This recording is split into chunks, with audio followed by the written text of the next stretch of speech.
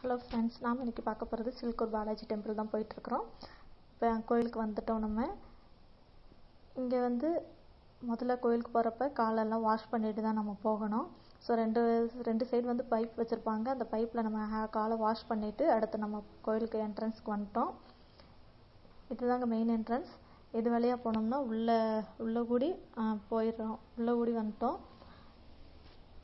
இந்த yellow colour சுவருக்கு அடுத்து பார்த்தீங்கன்னா லைன்ஸை ரெண்டு சைடாக பிரித்து விட்ருவாங்க. ஜென்ஸுக்கு தனியாக, லேடிஸ்க்கு தனியாக. நம்ம லேடிஸ் வழியாக போய் வேகமாக பார்த்துட்டோம் சாமி தரிசனத்தை பார்த்துட்டு வந்துட்டோம். இந்த இடத்துல சாமியோட பிரசாதமாக அந்த துளசி மாலையெல்லாம் வச்சுருப்பாங்க. நம்ம இங்கே சாமி பிரசாதத்தை எடுத்துகிட்டு நம்ம எக்ஸிட் வழியாக வெளில வந்துட்டோம். வெளில வந்தோம்னா இங்கே ஒரு சிவன் டெம்பிள் இருக்குது. இந்த சிவன் பார்த்திங்கன்னா கொஞ்சம் பள்ளத்தில் தான் இருப்பார். நம்ம கொஞ்சம் குனிஞ்சு தான் பார்க்கணும். கீழே ஓடி பார்த்துட்டு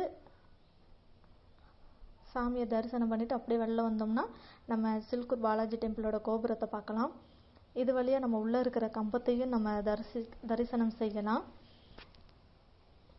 இந்த சில்கூர் பாலாஜி டெம்பிளை விசா டெம்பிள் சொல்லுவாங்க. வெளிநாடுகளுக்கு விசா கிடைக்காதவங்க இங்கே வேண்டிக்கிட்டோம்னா விசா கிடச்சிருமா. இது வேண்டு